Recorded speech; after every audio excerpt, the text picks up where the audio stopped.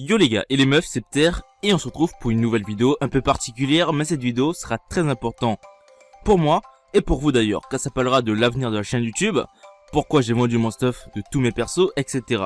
N'hésitez pas à rester jusqu'à la fin, car il y aura une petite surprise que je vous réserve, donc voilà. Putain, c'est bon ça. Tout d'abord, pour ceux qui demanderaient, est-ce que tu arrêtes le PvP niveau 110? Je vais vous répondre avec un grand oui malheureusement, car le PvP 110 était pour moi une très bonne expérience, mais comme je l'ai dit plus haut, je n'ai beaucoup trop fait, et à l'heure actuelle je ne peux pas vraiment faire du PvP, et ça pour plusieurs raisons.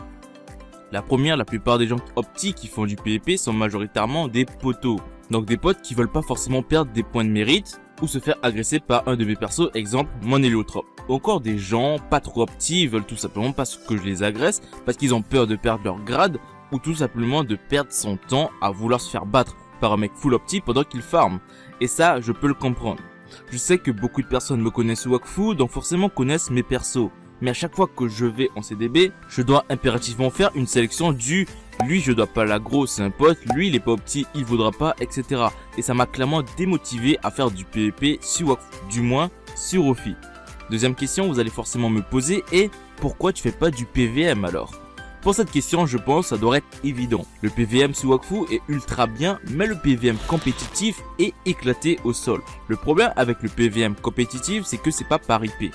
Donc forcément, les mecs avec 10 000 persos prennent tous les ladders BU ou donjons. Vous n'avez pas honte. Pour eux seuls, et les autres prennent juste le top 30 ou 100 pour un donjon et le top 100 pour les BU. Donc forcément, en voyant tout ça, pendant plusieurs mois, ça m'a clairement plus donné envie de m'investir en PVM. Car si tu veux faire un bon score en BU, tu verras des mecs faire des Escarnus tour 1 à minuit ou encore des Corbeaux Noirs tour 2 avec 3 ou 4 teams.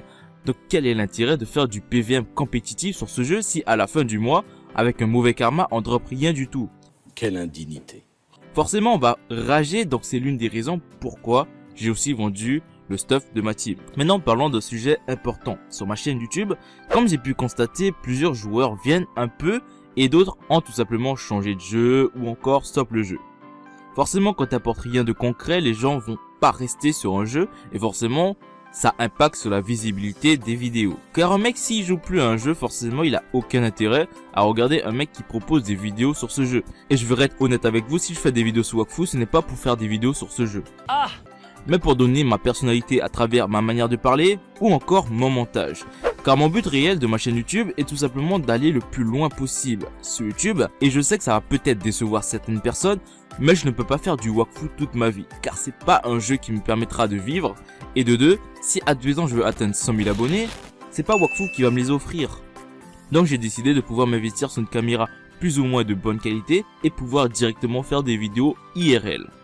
Et quand je parle de l'IRL, c'est un tout. Je peux faire des vidéos muscu et me motiver, et forcément motiver d'autres gens sous un format de série à la Kameto.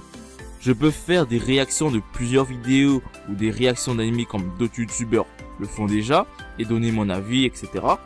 Ou encore des podcasts FAQ à la Cyprien ou encore des défis des abonnés, etc.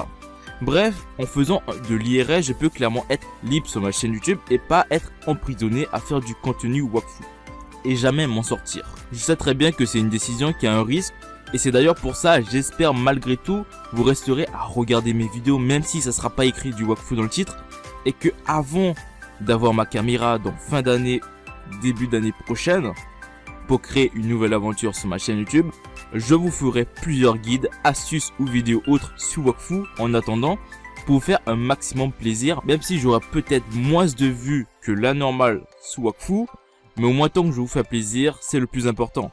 Et la petite surprise de fin, pour toutes ces personnes qui ont été là depuis le début, qui ont été là depuis un moment et qui sont là encore récemment, je vous ferai un méga giveaway de plusieurs millions de Kama à faire gagner à plusieurs personnes et pas juste uniquement une seule personne. Sinon, c'est pas ouf. Mais ça, je le ferai une fois que j'aurai atteint ces 3000 abonnés. Donc toi qui regardes cette vidéo et qui n'est toujours pas abonné, n'hésite pas à t'abonner, ça coûte rien du tout, ça te coûte vraiment que dalle.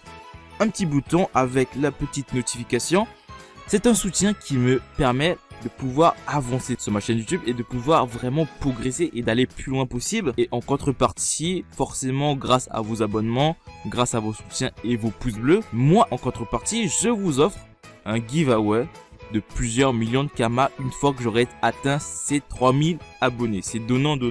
Donc n'hésitez pas les gens. Et moi je vous dis à une prochaine vidéo. Ciao.